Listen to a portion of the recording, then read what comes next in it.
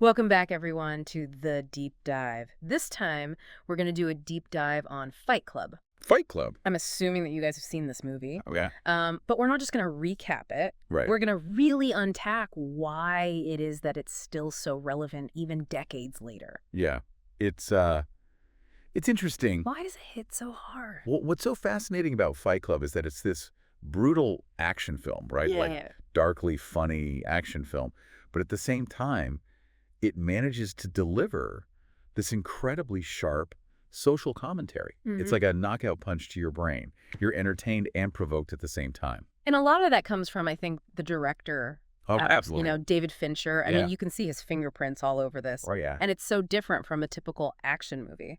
Well, Fincher's style is almost like a character in itself. It is. When you think about his work on films like *7 and The Game, there's this gritty realism, a darkness that he brings to the visuals. He's a master of using things like rapid cuts and unsettling camera angles. Right. This really distinct color palette to put you directly into the protagonist's headspace. It's like, you're experiencing the narrator's mental breakdown right alongside him. Absolutely. And the visuals just amplify that feeling. Yeah. Like if you take that opening credit sequence, for anyone who needs a refresher, Right. it's this wild, almost psychedelic journey through the narrator's brain, literally zooming through his neural pathways. It sets the tone for the entire film in such a visceral way. It's a fantastic example of visual storytelling, where Fincher uses these techniques not just for style, but to really convey the character's internal struggle. Yeah. It's not just what you're seeing on screen, Right. but it's how it's being shown to you that makes it so effective. And Fight Club is about so much more than just those visceral fight scenes, Oh, for sure. At its heart, it's really a critique of consumerism and this feeling of emptiness that it can create, which is a feeling so many people relate to today, even more than when the film came out. Absolutely. And Fincher does this so brilliantly, not through these preachy monologues, but just by showing us. Yeah. That scene where the narrator's obsessing over his IKEA catalog. Yes. Hilarious on the surface, but it cuts deep. So true. We've all been there wanting that new thing. Yes. Thinking it's going to solve our problems, but it never quite does. Right. It's this hollow feeling the film captures perfectly. Yeah, and that's what makes it stick with you, right? Yeah. It forces you to kind of look at your own life, For sure. question what really matters. Absolutely. It's not just entertainment, it's kind of making a statement. Yeah, and if we look at the bigger picture, the film also dives into this idea of masculinity in crisis. Oh, yeah. These men are lost, feeling trapped by societal expectations of what it means to be a man in a world that feels increasingly superficial. Right. The Fight Club becomes this raw, primal outlet for that frustration. Like they're trying to reclaim some lost sense of power and purpose. Yeah, it's like they're trying to reclaim some lost sense of power and purpose, even if it's through violence. Exactly. What I think is interesting is that the film never explicitly tells us what it thinks about masculinity. It doesn't. It's more about showing these different facets. Right. And leaving it open for us to interpret. And that's what makes it such a compelling discussion point, even today. Mm-hmm. It holds up a mirror to those societal expectations of how men should behave. But it doesn't offer any easy answers. Yeah. It forces you to think about it for yourself. Okay, so that brings us to Tyler Durden, Uh-huh. played with this incredible charisma by Brad Pitt, of course. Of course. I mean, is he a charismatic leader offering liberation from those societal norms, or is he a dangerous anarchist leading everyone down a path of destruction? Right. That's the brilliance of the character. You never know You never know where you stand with. where you stand with him exactly. Tyler Durden is one of cinema's most complex and enigmatic figures. I think so, too. He embodies this primal urge to rebel against everything, to reject the consumerist, superficial world, but the methods he uses are questionable, Right. to say the least. At least. And I think that's why the film remains so relevant. It doesn't shy away from those morally gray areas. Yeah. It forces you to confront the uncomfortable questions about rebellion Yeah. and its consequences. And then there's Marla Singer, Oh, yeah, played by Helena Bonham Carter. of course. I mean, I don't think we can talk about Fight Club without talking about her. Yeah, This chaotic, unpredictable force of nature she really is. who throws a wrench into the whole narrator-Tyler dynamic. Yeah. What do you think her role is in all of this? Marla is such a fascinating character.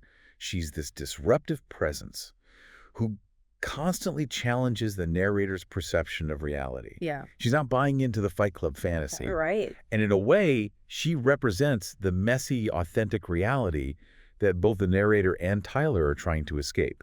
Yeah. You know, she disrupts that carefully constructed world they've created. She does. And in doing so, Yeah. she forces them to confront the truth about themselves. Exactly. I love that. Yeah. It's like she's a catalyst for the whole film's central conflict. She is. Now, speaking of climax, We have to address the twist. we do. No spoilers. No spoilers for anyone who hasn't seen it. Let's just say Fight Club takes this idea of an identity crisis to a whole new level. Okay, let's talk about that twist, though. Okay. Because, I mean, it's one of the most famous in cinema history for a reason. Oh, yeah. It completely changes how you view everything that came before. Well, it's not just a gimmick. Right.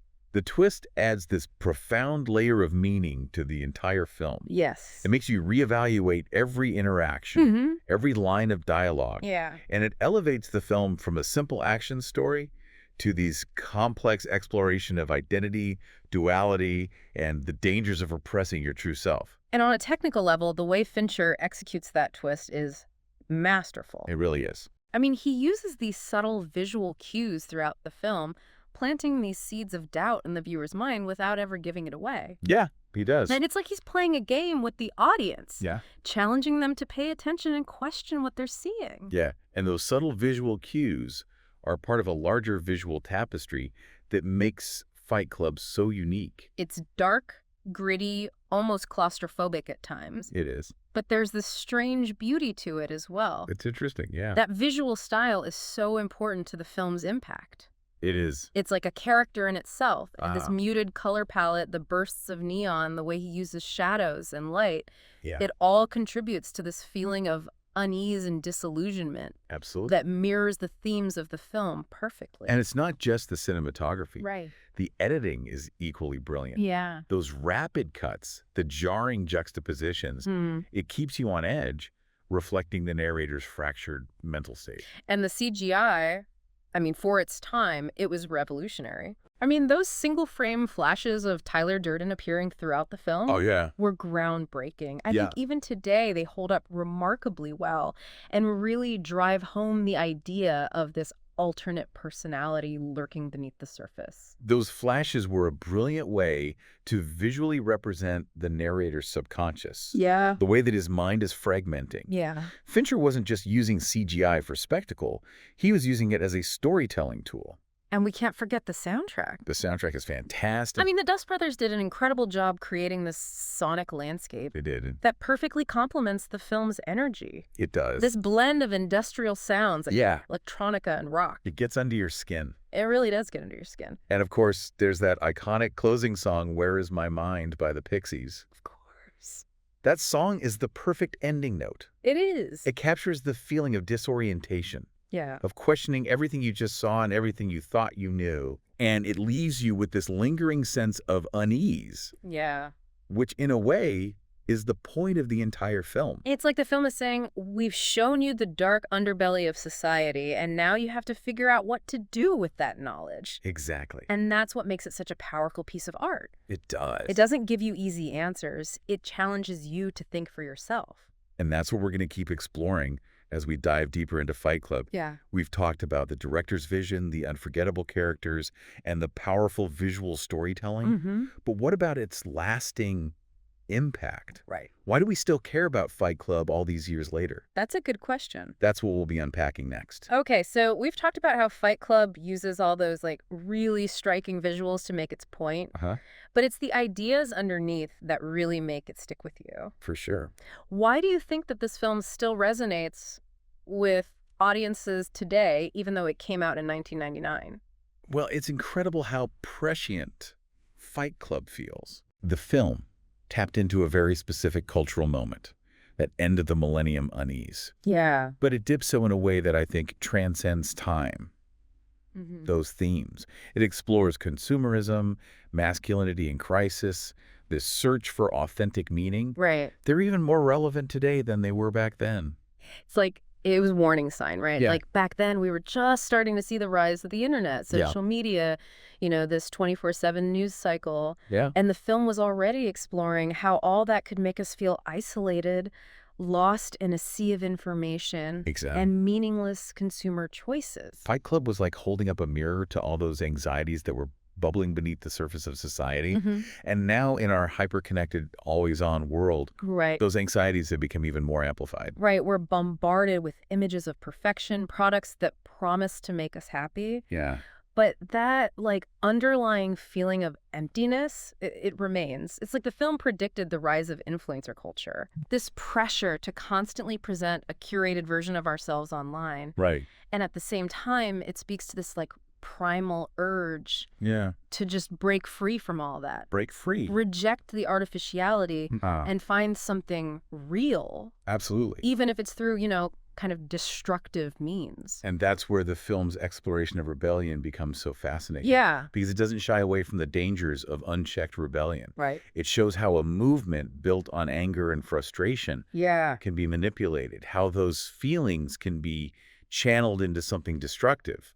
Think about the trajectory of Project Mayhem. Exactly. It starts as a small group of guys Right. pushing back against consumerism. Yeah. But it quickly escalates into something much more sinister. Much more. And the film doesn't shy away from showing the consequences of that escalation. It doesn't. Right. So it forces us to consider that fine line between rebellion and anarchy. Well, Is it possible to dismantle a system without resorting to violence? It's the question. what are the ethical implications of fighting back, even if you believe the system is corrupt? It's interesting. I mean, remember what Tyler Durden says. What does he say? It's only after we've lost everything that we're free to do anything. Right. Obviously, we're not, advocating for blowing up credit card companies No. or starting underground fight clubs. Of course not. But that idea of shaking things up, challenging the status quo, Right.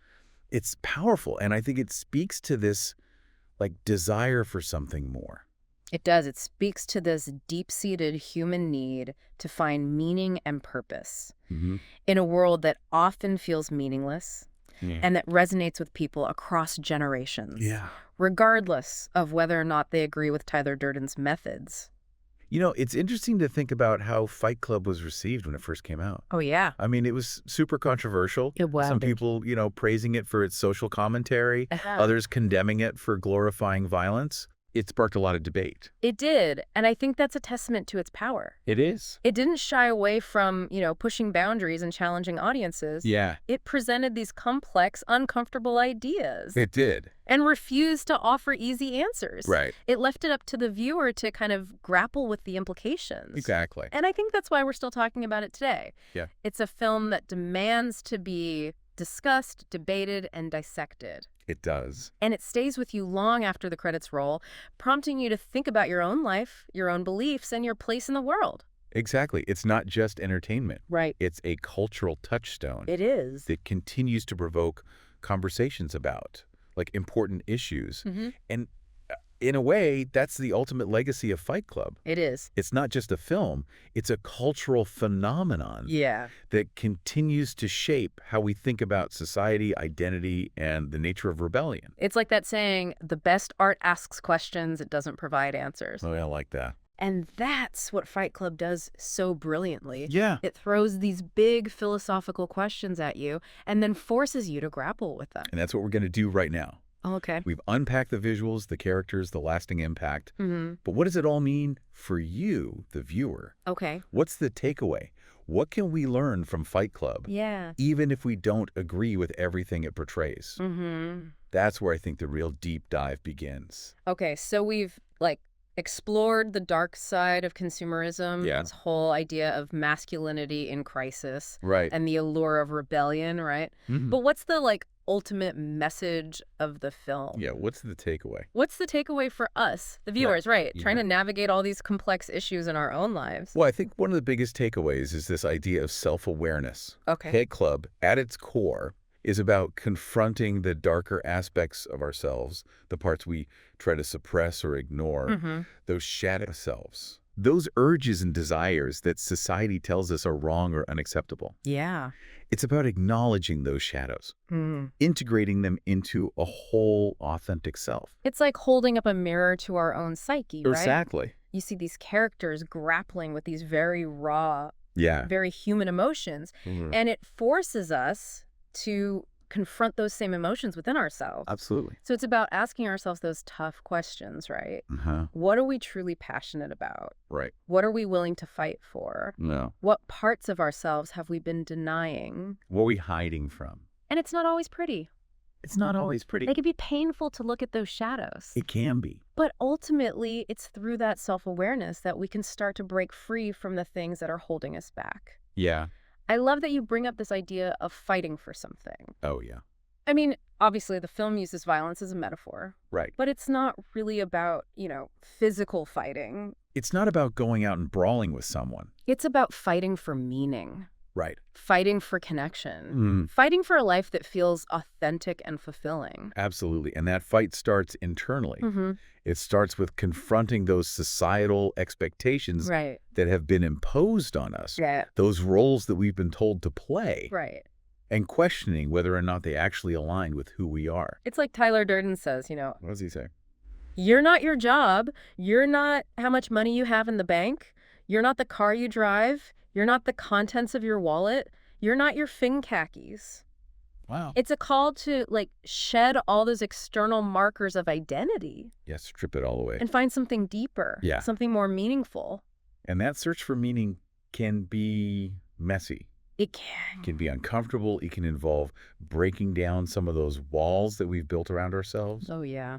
Those walls that society tells us are necessary for success or happiness. Right. It's about finding our own version of Fight Club. Yeah. Metaphorically speaking, of course. Of course. A space where we can challenge ourselves. Challenge the status quo. Push our boundaries and ultimately become the best versions of ourselves. So as we wrap up this deep dive into Fight Club, I think the most important question to ask is, what's your Fight Club? What is it? What are you passionate about? What are you willing to, challenge or disrupt in your life? Think about it. Yeah, think about it, folks. That's such a great question to leave our listeners with. A good one. What's your Fight Club? Share your thoughts, continue the conversation, and keep diving deep. Until next time.